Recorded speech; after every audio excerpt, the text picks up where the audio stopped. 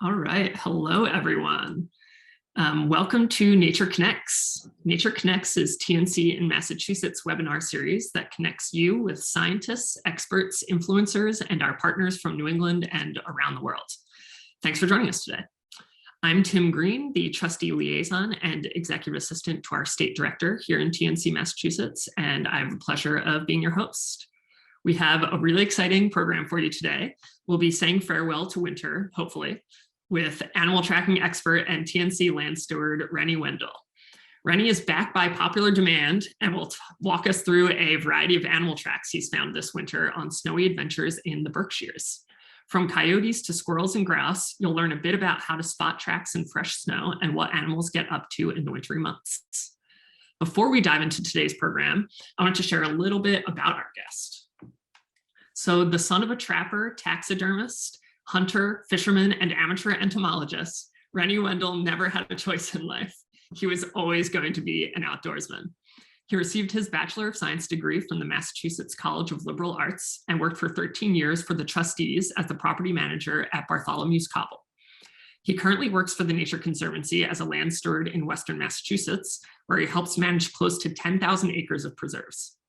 He enjoys ice fishing, looking for arrowheads, bird watching, and dandelion salads. So as you think of questions for Rene, please enter them in the Q&A box at the bottom of your screen. Thanks again for joining us today, and let's dive in. So Rene, thank you so much for being here. I understand that you have a few videos and photos of animals that you've found in your adventures this winter that you're going to share with us. I do. You can see me, right? Can you hear me? Yes. All right. Gotcha. Yeah, a couple trips. I did some clips. I didn't have an assistant this time because we lose our seasonal staff. So usually I had Eva, and I think the year before that, Becca, maybe, I don't know. But anyway, yeah, so it was just me. So if they're a little wonky and the quality is not as good as the other webinars, I apologize. I'm sure it's going to be great, Rene. We're going to be salt of the earth here. All right. I want to start off first by saying, Tim, that you called me an expert. Don't ever do that, man. That's horrible. That just sets the stage up for failure, man. I am not an expert. There's a bunch of people out there that are, like Sue Morris. If you ever have a chance, if anyone on this ever has a chance to see Sue Morris, she does keeping track. I think she's based out of Maine. Her presentations just blow your mind. It's amazing. I go to see her whenever I can. There's Berkshire Wildlife Trackers. Beat sponsors them. It's like a club. You can go and hang out with them and help them collect data. There's also the Northeast Wildlife Trackers Conference coming up in Rome, Mass in October. So these are real expert people that really get really into it. I'm a casual guy. I've been doing it for a long time, so I picked up a few things. That's about it. Well, we'll let the audience decide if they think you're an expert after this. How about that? All right. So what are we gonna do? We're gonna do some clips and then go for it. Same thing as last time. Sounds good. All right, good. All right. So cue the clip, Liz. You got it, Rene. I want to show you this. Hard to see in the fresh snow, but can you see this track coming through here? Right up and through here. That's my tracks. That's a big ape track. Right here, check this out. What we got here is a coyote. See it right here? Coming through here. So how do I know it's a coyote? Well, for one thing, I'm in the middle of the woods, right? There is no houses around here. This isn't a domesticated dog. By itself. Look how intentional this track is. They say you can make an X through it right here. You see the X? 1, 2, right through the paws, all right? Also, you have some nails here, right? So it's not a bobcat. Bobcats have retractable claws. See the X right here? All right, everybody, you're still in Moran. Look at this beautiful little beaver wetland Jonathan and I stumbled into. Anyway, kind of bushwhacking it here, and I come across, you see the coyote tracks in here, right? And you look, he's coming up here. What's he doing? Weird kind of, what is that? So we took a closer look at this bush right here. And I don't know if you can see that there, but that is some pee. So he came up here with his feet, peed on there. And I think those are like scuff tracks like dogs do, like when they scuff, you know, with their feet for their scent. So this is a scent marker. This coyote's telling everybody in the area, hey, this is my territory. And quite frankly, I don't blame him. This is one of the most beautiful little spots I've stumbled into in a long time. Oh, we're starting with the first clip. Pee right off the bat, huh, Tim?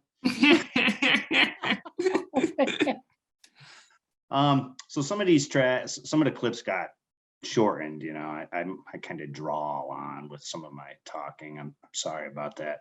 But I was telling you about the X in the track. The reason why you can tell the difference with the dog, domesticated dogs, we've bred the, you know, the wild out of them, you know. Dogs just and they can, you know, basset hounds, like they don't need to hunt for food anymore. We hand it to them, right? So we breed all the qualities and the traits that help these animals survive in the wild out of them, including a tight paw. You can imagine if you're got to go long distances and search for food, and you have a real compact paw.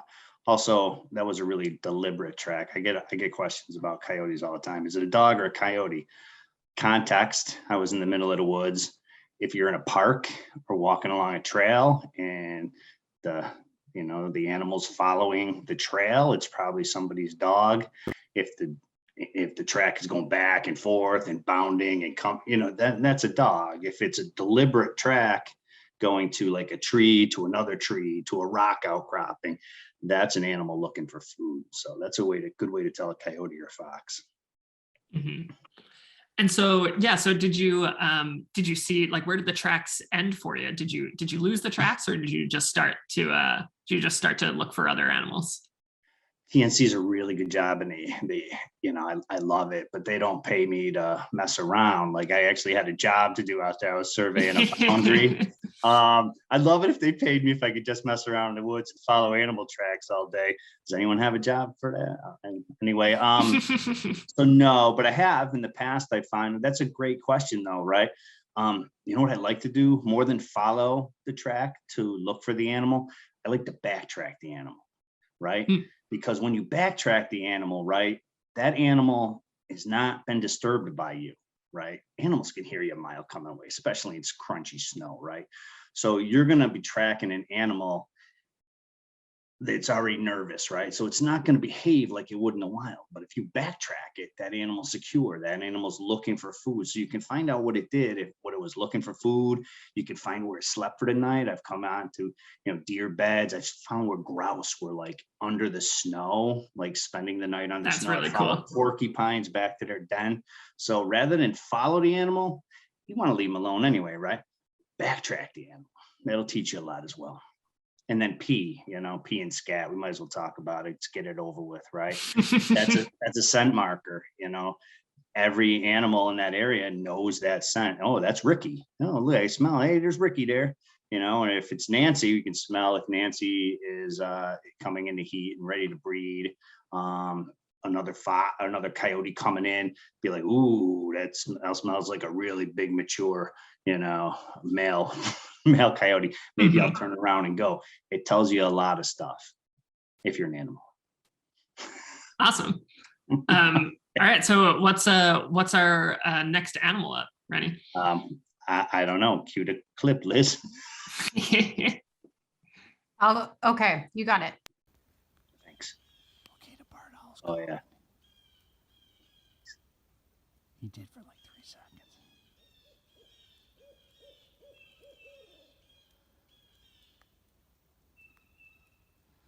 Let me see if I can get him closer. Woo, woo, woo! Woo, woo, woo, woo! Oh, oh, oh, oh, oh! Oh, oh, oh!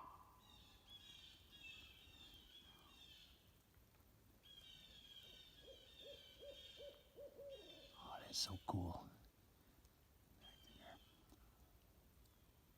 Woo, woo, woo! Oh, oh, oh, oh, oh, oh.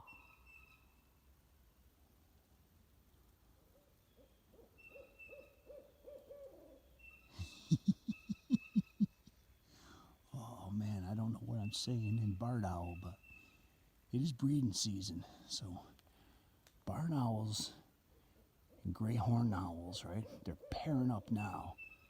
So I'm probably in its territory. So they pair up now and they have nestlings. It's a strategy, right? If they do it before the red-tailed hawks and the other hawks do it, then they can take over the hawk nests. Barred owls don't make their own nests. They use old hawk nests. Let me try a couple more times.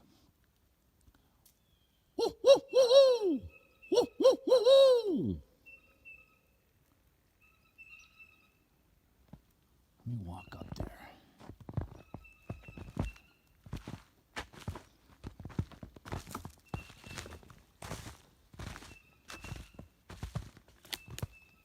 Haven't seen anything take off.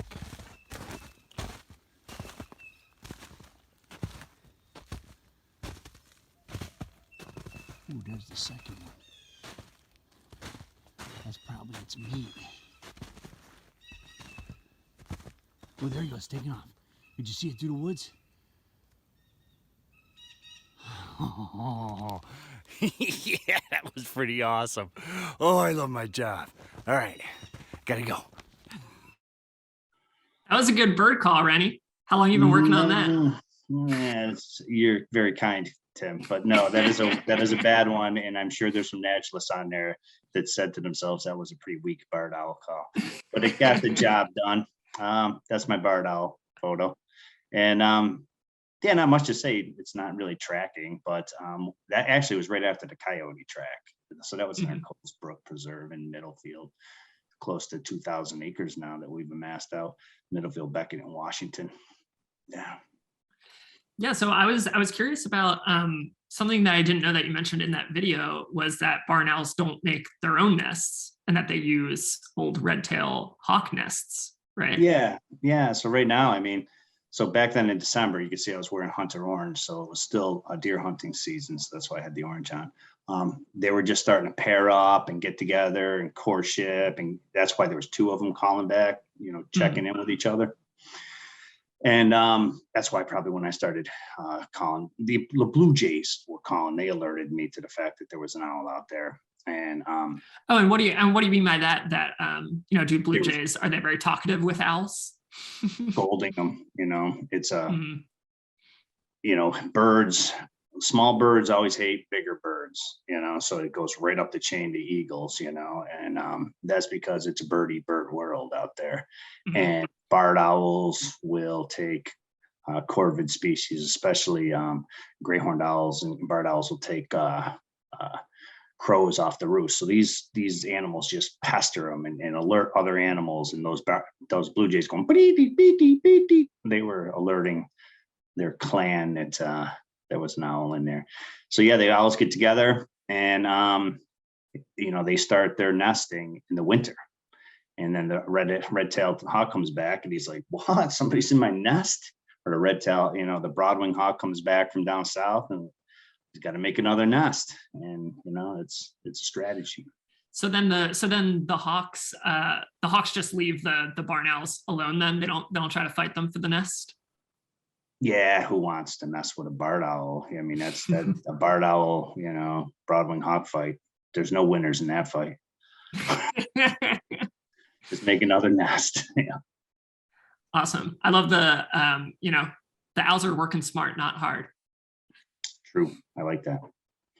And somebody commented that they do sometimes use nest cavities and stuff. For the most part, when I say things, there's always going to be an exception to the rule. For the most part. All right. Well, do we want to queue up the next animal here? Do it up, Liz. Just came across this little jewel. Look at that. You see this track right here? Running along the branch.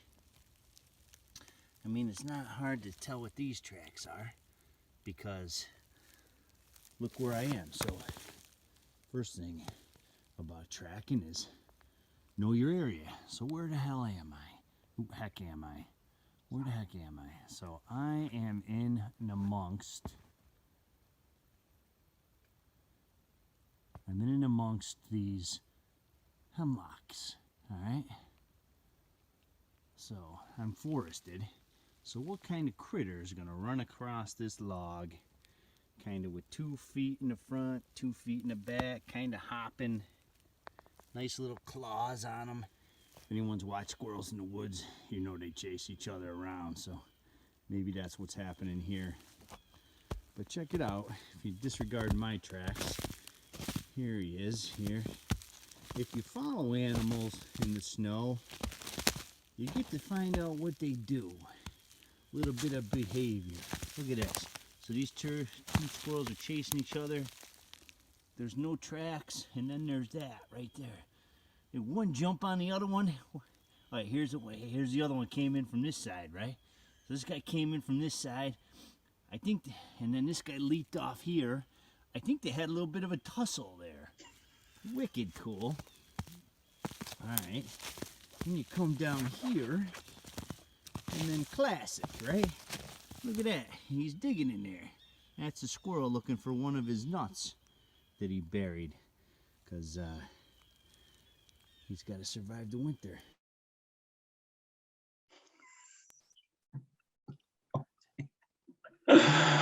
Oh man, my hillbilly card really comes through on these videos. Yeah. Holy moly. But yeah, I love it. Yeah. Squirrels, man. Squirrels, they never disappoint. And I was looking at those squirrel tracks on the log. That day was absolutely perfect for tracking.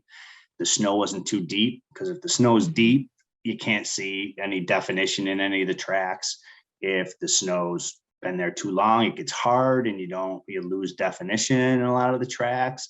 That was like the Goldilocks zone right there. That was just a perfect day for tracking. Yeah. So is it best to get out there, the day after a snowfall, the fresh snow? Well, another Goldilocks thing, right? So I can't tell you how many times I've been like, oh, let's go in the woods. It just snowed. And then you go out there and you're like, there's no animal tracks. That's because animals aren't dumb. They're like, it just snowed. It's a blizzard out there. I'm staying tucky tucked. I'm waiting. And then when the blizzard calms down and the snow calms down, then they'll come out. So probably like a day or even 2 days after, depending on the weather, is the best time. So you give them a chance to get out and then move around so you can run into them. Mm-hmm. Yeah. Yeah, and I want to remind folks too that, if you have a specific question about any of these animals or a general question, feel free to put it in the Q&A at the bottom of your screen. And we're going to have some time for Rene to answer all of your questions once we give you the rest of these animal clips. So anything more to say on the red squirrels, Rene? Ask who doesn't love squirrels. And how could you tell, that this was a red squirrel versus, some other species of squirrel? Was that, again, just like knowing your context? It's a great question. Great question. And like I said earlier, that these clips got shortened because they were just too long. I did measure that squirrel with my hand. Mm-hmm. So if you think about what are the squirrels we have around here? We have chipmunks, red squirrels, gray squirrels. Process elimination says that the chipmunks are hibernating. So now you got 2. And red squirrels are small, gray squirrels are big hulking guys. So if I put my hand in the video next to that, and it was only about the size of my hand. So if you look, you're like, okay, so here's the 2 actually. So squirrels hop, right? They're hoppers. Mm-hmm. So they put their front feet down and then their back feet come and join them. So if you were looking in there, you could see that the back feet are a little bit bigger. So you take those 2 sets of tracks, and it was only about the size of my hand, which would say red squirrel. And red squirrels love hemlock pine cones. They make big, huge piles of pine cones. I wish I had found one of those. That'd be cool. Awesome. Well, do we want to play this next clip then? Let's do it. You see how it's got like 5? It's got nail. Let me get a stick. All right, it's got nail marks. So this animal has nails, not a bobcat.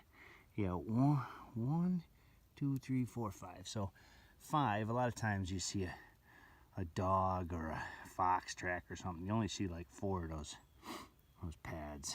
But this guy's got 5. All right, and if you look at the size, right? So here's my hand.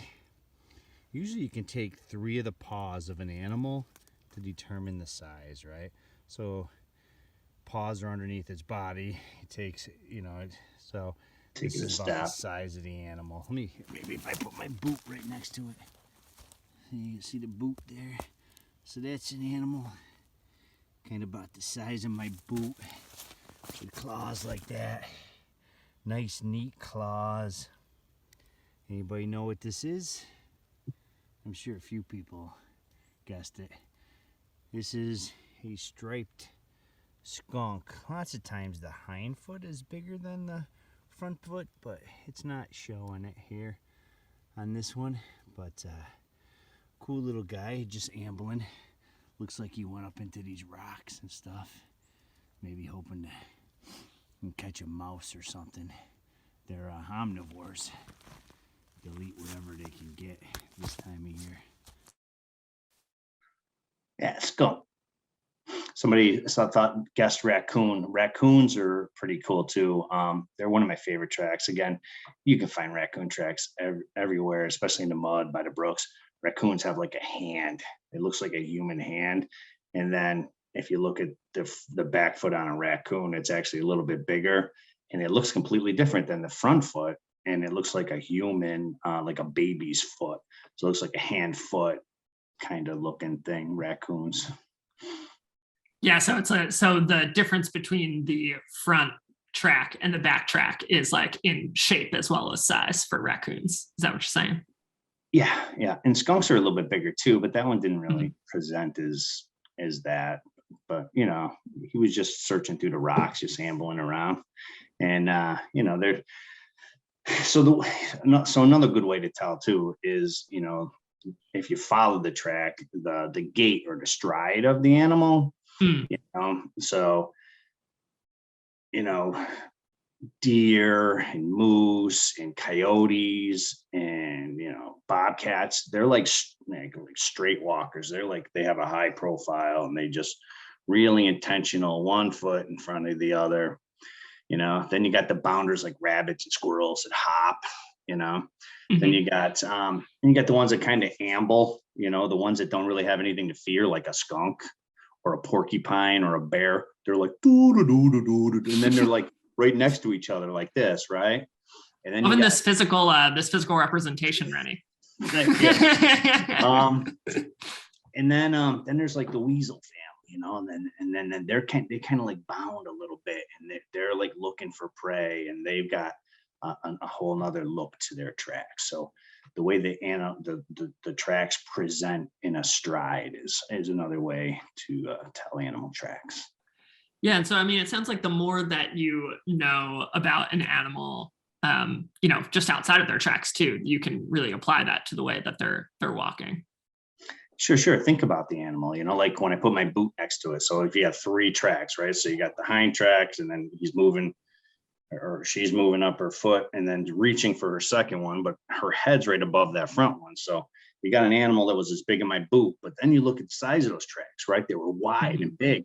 So that's an animal that's like as big as my boot, but he's wide and, you know, squat, you know? So I'm like, look at the size of those tracks. That's a big foot for an animal that's only as big as my boot. And then you're like, well, it's not a squirrel. It's not a weasel. It's not a deer. We don't have a ton of animals in the Northeast. So eventually you'll get the skunk, you know? So the process of elimination. And then, you know, if you don't get it right, like I get it wrong all the time, Tim, who cares, man? Just go out there and track it back, see what it's doing, take a photo. You know, I think there's apps now you can even use on your phone that'll help you tell what the track is. It's never been more easy to be in the woods these days. GPS, you can't even get lost. It's beautiful time to be in the woods, and spring's coming around the corner. Just get out there and explore. Awesome. Well, I think we have a couple more clips ready to go. All right, everybody. I'm in Coles Brook again. I'm up here on Cross Road where we're going to be putting in a trail. You see a bunch of mine and a friend of mine's tracks. But look what we just came across. This little cutie patootie. Does it get any awesomer than this? So this is a rodent of some sort. I got to be honest with you, I don't know the difference between a mouse, a shrew, a mole, but look what it does. So there's its tracks, right? And then what's it doing here? Is it digging its face into the snow? That's what I think's happened. But watch this. So I'm gonna back up a little bit. Look at this rotten tree stump. Look at that hole it came out of. Cut it out. Isn't that so cool? All right, so check it out. So it came out of that hole. Then it went down here, crossed, and that's where it changed its behavior. So I think it had its nose down, and then it Trying to tunnel. kind of just started walking. It's not a jumping mouse. It's not jumping. We decided that. But then then it starts with the nose or the tunnel or something. I don't know. And then you see it goes right up until underneath that tree, and then it disappears. So some sort of rodent. I don't know. I don't know everything, people. Yeah, I think it was trying to tunnel. So when it first came out of that hole, rodents are exposed, so I think it was hoping that there was actually snowpack and then it was going to tunnel through the snow. And then at some point, I think it realized like, hey, there's no snow above me. And then it just kind of, loped off. And I don't know, man. Something I love about this is just like the fun of trying to piece together like a storyline of what was this animal doing, and it reminds me of like, I don't know, like if you go to like a museum and you're walking around and looking at the paintings and you're like, oh, I don't know, maybe the artist was trying to do this. And, half the fun is just in like having your own interpretations, There's nothing wrong. Yeah. And there's nothing wrong with guessing. There's nothing wrong with I don't knows. Who cares, man? You're just out there enjoying myself. Out there with Ed, we're going to put a new trail out there in Colesbrook this coming year for people to enjoy. Awesome. So we have another one loaded up, Liz. For this next track, I want to show you. It's a great example. Look at this guy. This is my absolute favorite track. Look at that little hand. Oh my God. This is from one of my favorite animals. This is from an opossum. Possums are so cool. Look at that track. Isn't that so freaking cool? They have a nice little hand print. And he's kind of stepping in his own tracks. If you think of a possum, just just really slow moving thing. Stepping in their own tracks. Kind of messy. He's walking along the side of the building here. Coming along the garage. It looks like he went back behind the shed here. He might be even living under the shed or the garage someplace back here somewhere. There's some really nice ones right there. Yeah, so possums. Pretty cool animal. There's no surprise for me to see this guy in and around the houses. A lot of animals like raccoons and skunks and possums have come to expect food scraps and different sorts of meals in and around human habitation. Also, if there's any mice in around here, if he was able to get a hold of one, he'd eat mice. They're omnivores, so basically, take advantage of anything that's out there. That's our view from our office. Pretty awesome here in Sheffield. Yeah, that's the TNC office. When I watch these things, I keep on thinking to myself, oh, I should have said this. I should have said that. What I would have liked to have seen, and I saw it in the track there. You had the classic possum track, right? So you got the first front hand, right? The big wide splayed out fingers. But then there's the back foot. I should have got in on that. But the back foot's like this, man. And it has a thumb that goes way out like this. And it's opposable, right? So it's an opposable, so it can climb branches and hang on to branches. And when it walks, it has this back foot, and then it sets that hand right in that V here, like this. Blunk, blunk, blunk. I should have pointed that out, but no. That's what we're doing here, right? And something that you did point out in the video, and this was different than all the other ones that we've seen so far, is that they were all on top of each other. you know? So I think that possum was like coming around by the garage, and he went one way, and then he's like, I don't know, maybe I should go this way. And he looks back and he's like, I'll go this way. He probably felt a bit exposed. Possums, man, they have a really tough go of it in the winter. If there's any animal around here that has a tough go of it in the winter, it's the possum. They're really not designed for our winters. They're a southern species that has migrated north, with humans, with increased opportunities that humans present. So they just, I bet that possum living around the houses, there's dogs and stuff. It's he was probably a bit nervous, is what I would guess on that guy. Yeah, and in this photo, it looks like you can kind of see the front paw here. You can see that little baby hand look. And yeah, I love those tracks. And the other thing that I was noticing in this video was that really crunchy snow sound. So it sounds like this was, was that a little too crisp for normally finding tracks, or? Yeah, for like fine details, you're not going to see like hair drags or like where the animal dragged through the snow. But it was probably a few days long. Then, if I remember correctly, I came in after a snowstorm. So it snowed on the weekend, and I came back. So I was gone for the weekend, and then the snow had melted. Mm-hmm. So sometimes you lose definition and stuff, but it was still there. Awesome. So I think that we have one more left before we get into some questions. Hey everybody, I'm up in Windsor, Mass with my buddy Jonathan. We're looking for birds. I just want to show you this. Check it out. You see all these tracks coming through here? Little tiny weird looking feet. Let me get you a good one. There you go. That's obviously a bird track. This is a rough grouse. You can see where he's dragging the feathered. He's got really nice feathered feet. He's dragging his feathers right through here. He's coming in here. Looks like some.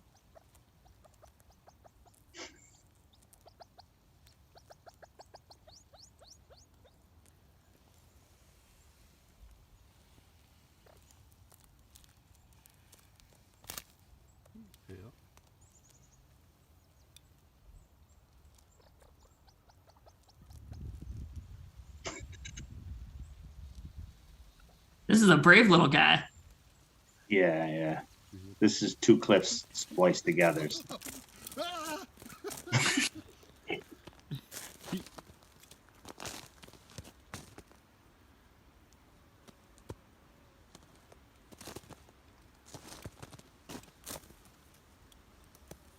Walk backwards, see if he goes after you again.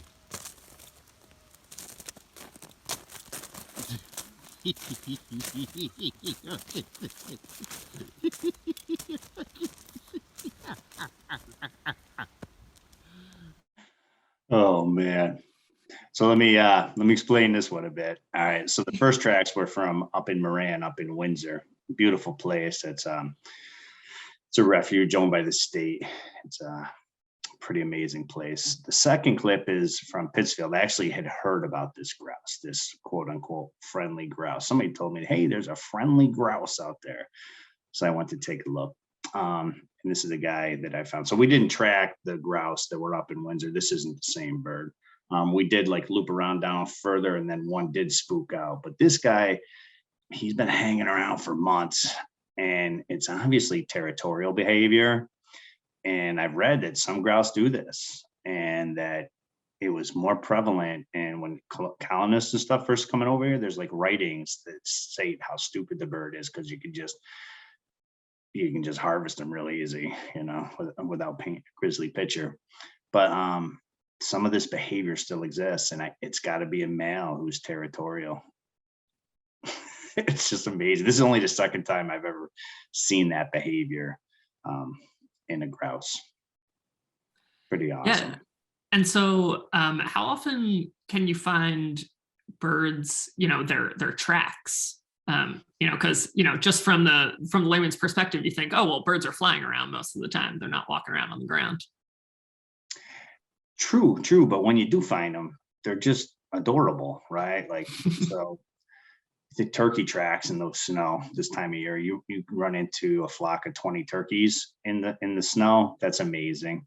That's an awesome sight. I don't know. That would scare me. Great blue heron in the mud or at the beach, in a marsh, you can find great blue heron tracks. They're pretty awesome. Even on your deck, if you got a bird feeder, you can come in and see where the juncos were like hopping around and stuff. Just really, it's a privilege to be able to look at stuff like that and see it. And, I don't know. I think it's awesome. Somebody said, "Hey, friendly grouse." It's not friendly. That grouse was not friendly. My buddy Jonathan, 6 foot something, and that grouse was taking him on. You got to admire the chutzpah. Exactly. So I think that's it, right, man? Yeah, so I think that was our last clip. So I know we have a couple of questions that have already rolled in, but want to invite people to keep them coming. But first, I wanted to start, Rene, with just asking you. Can you tell us a little bit about like your background? Like, how did you get interested in tracking animals? Really, so in the beginning, when you did the introduction, there was a bit where I said I worked at Bartholomew's Cobble. I was a property manager back then, and I did a lot of interpretive programming. So I had to deliver programs for people, and that's when I really decided, well, it's not just for me. I got to start learning more. And then it's funny, the more you learn, the more you want to learn. And it just, snowballs. So man, that's how I really started it. I mean, I used to go out in the woods with my dad, but I was a typical kid. I didn't care what my dad was doing, a little bit here, a little bit there. Really started when I went to college and then decided I wanted to do this for a living. Awesome. And generally, like, where are the best places in Massachusetts to track animals if people wanted to try to get out there and do it themselves? Anywhere, man. You could be even in the city. You can find skunks and squirrels and stuff anywhere, and, get some rat tracks. I haven't tracked a rat. That'd be a pretty cool thing to do. Yeah, we were talking about turkeys. If you live in Boston or the Brookline area, that there's plenty of turkeys around there. Usually, they make their presence pretty known. You'd be surprised. I tell you what, so we're getting late for tracking, obviously, and it's my fault because I didn't get these into you guys sooner. And, it takes a while to amass these clips. What you want to do, something fun, Tim, is get yourself some camo, just any camo. Just get some camo and then go in the woods and just sit down and say to yourself, I'm not going to move for 45 minutes. You will be so surprised. So you've heard about the food pyramid, right? So you have, the big predators like hawks and eagles and owls at the top, right? And then at the bottom are the animals that they eat, mice, right? How come you don't see tons of mice? Where are the mice, right? So you say to yourself, I see all these other animals, but I never see the mice. Sit down in the woods for 45 minutes, an hour, just quiet with your back against a tree. Mice start coming out. Shrews and moles, birds come in and land next to you. I mean, when we're walking through the woods, even if we're being the quietest we can, we're still causing vibrations on the forest floor. Animals like mice, they feel that. Squirrels feel that. They know that. So they boogie. They don't want anything to do with people. Animals can hear and smell you a mile away. Sit down and be quiet. That's what you should do if you want to do it. Do something this spring and see these animals. Yeah, so I mean, it sounds like you can do it, even if you're not tracking in the snow, you can do some tracking in the other seasons as well. Another what? You can do some tracking in other seasons as well. You can kind of, you can find different spoor throughout the season, spoor being like just animal sign, right? You can see where the buck is rubbing his antlers against the tree. You could see where the porcupines were eating the bark. In the winter, you can find all these things. Just open your eyes. And what I would recommend is don't do it all the time, but go off the trail. The trail is where people lay down their scent. They bring their dogs. Animals, as a general rule, that area, wherever you put a trail, animals just go. They don't want to associate with that. So go off the trail and look. That's where you got to look. Don't do it all the time. You want to leave room for these animals to live. But that's why I'm running into them a lot too, is I'm walking boundaries where there are no trails. That's why I'm coming across some stuff. Yeah, and on this topic as well, we have a question from Betsy Ridge. What time of day is best for tracking? You know, if you want to see the animal, most animals are crepuscular or nocturnal, so dawn to crepuscular, meaning like dawn or dusk or early morning. But anytime really, it's basically conditions if you're going to do the snow. But yeah, dawn or dusk.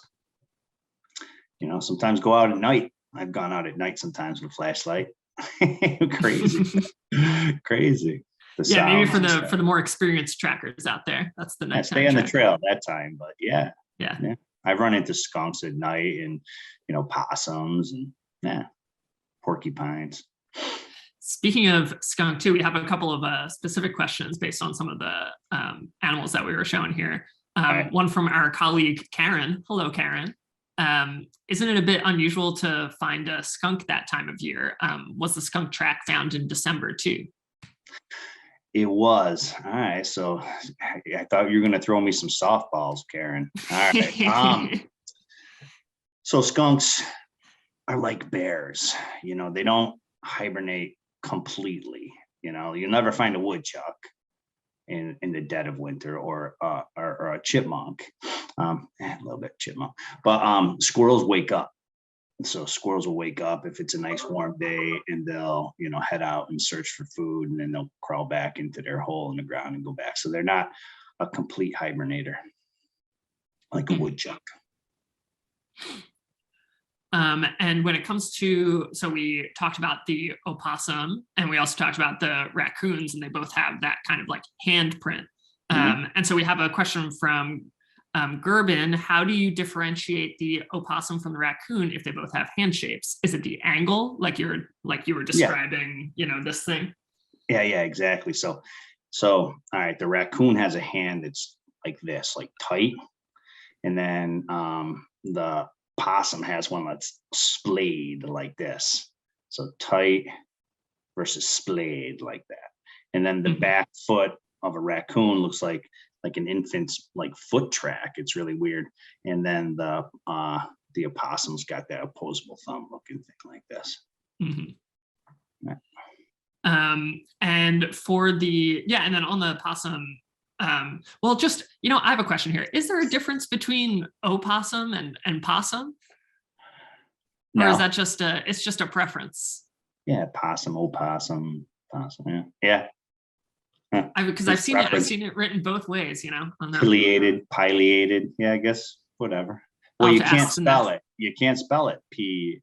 You can't. You got to always have to O, whether or not you pronounce the O's. Oh. Oh, look at it. So Maria says possums are Australian. There you go. Bam. Yeah, I've also heard that opossums are the only North American marsupial, right? Yeah. Crazy. I actually found one once. It was a roadkill, and roadkill is a tough thing, to see. And it's also a tough thing that other animals come in to, take advantage of, the protein that's in a carcass. So other animals will come to the road. So if I can, and if I'm walking, I'll move roadkills off to the side of the road. And I was doing this with a possum, and the pouch was writhing, and I found the babies within the pouch. So this was early on in my naturalist career. So I thought I was going to be a hot shot and raise baby possums.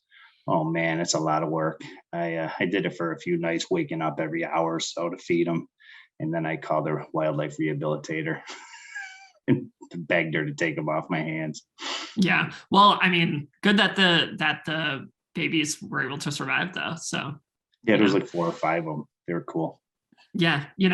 Nature's beautiful. It's also pretty brutal sometimes, Indeed. Yeah. And also on the possum note here, Russ Cohen says that he has a possum living inside his compost pile in densely suburban neighborhood, and knows because he set out a have a heart trap, bait it with peanut butter, and he crawled into it. Let him go, but as far as he knows, he's still around. I got to tell you, if you're living in Russ Cohen's compost pile, you're living large. That guy eats a lot of nice stuff, a lot of nice wild edibles. That possum knew what he was doing. Yeah, and so another question from Russ Cohen. Rene, as you know, red squirrels are very chattery when they detect people. I've often wondered if that characteristic interferes with hunting, e.g. the squirrel's chatter would alert deer to the hunter's presence. Is there any truth to that? And that also makes me think about, the blue jays were alerting you to the owl's presence. Yes, so I can speak personally to this one because I am a deer hunter, and there's nothing more irritating and nerve-wracking than having a red squirrel above you in a tree just chattering at you. And so squirrels are just nervous Nellies to begin with. They're just always just nervous. I think the deer get accustomed to hearing them chatter. They'll chatter at anything. They're always just noisy. I actually like them for that. I like noisy animals. But when you're sitting there and you're trying to be quiet and you're trying to concentrate and something's going like constantly, you're like, it's like an exercise in staying calm. You got to like practice meditate to get through a red squirrel chatter. So I don't think it affects the deer. I think the deer are used to it, but psychologically for the hunter, it's a chore. All right, and so we have a couple of owl questions too.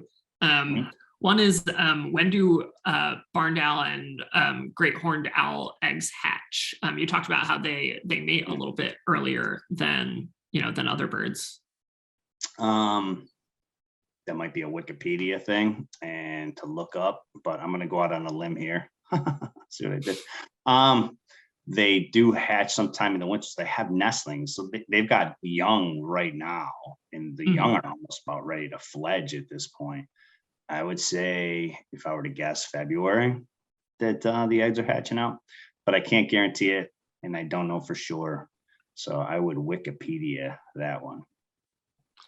And then we had a question of the two owls that you heard there. Were those two calls barn owl and great horned owl, or are they similar calls? They were both barred owls. Barn owls are different, but yeah.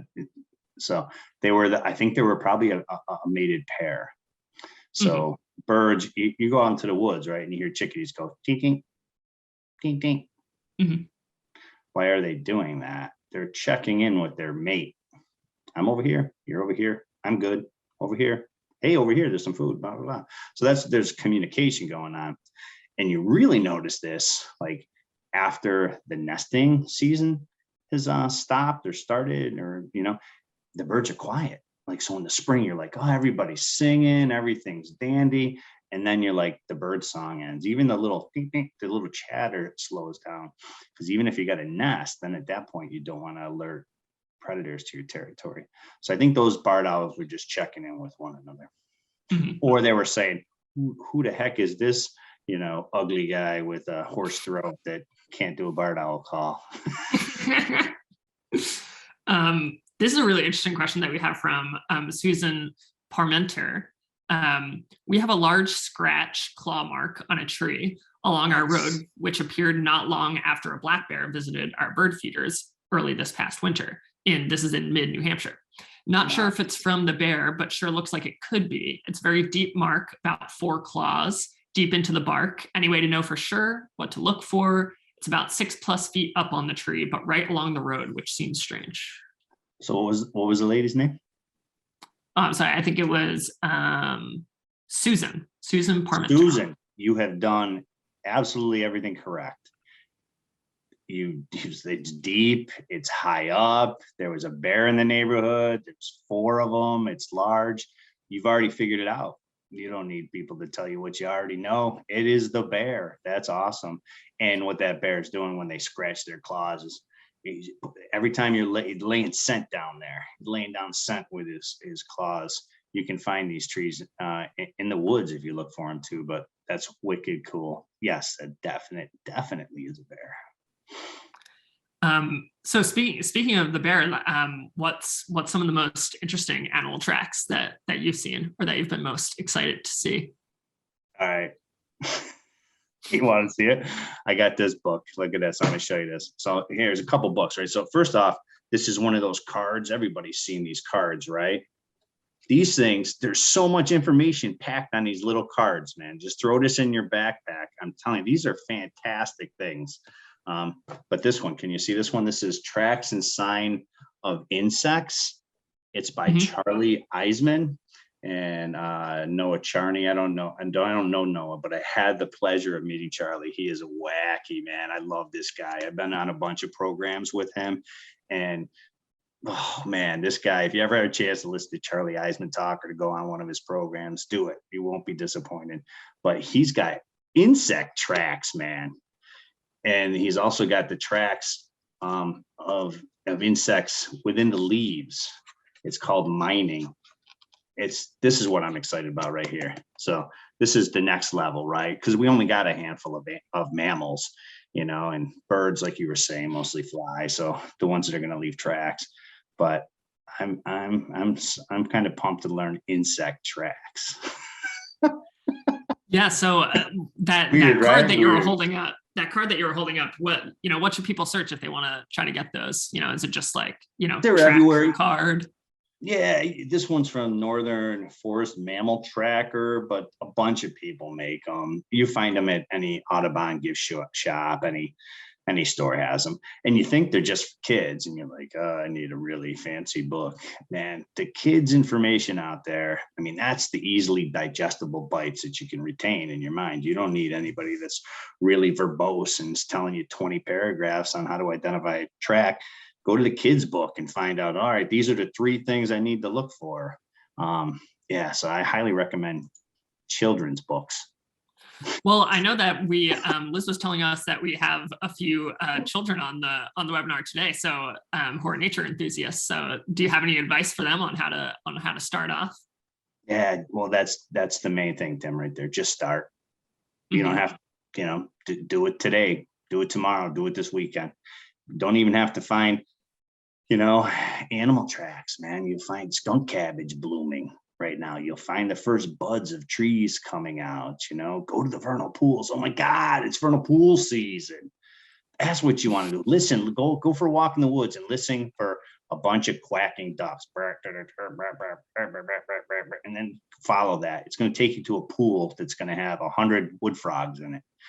Go to that pool, look in that pool, take a little dip net, find out what the critters are living in that detritus ecosystem. Like, so if you're a kid, just do it. And if you're a parent, let your kids do it. That's my advice. Rene, I need a whole album of your animal calls.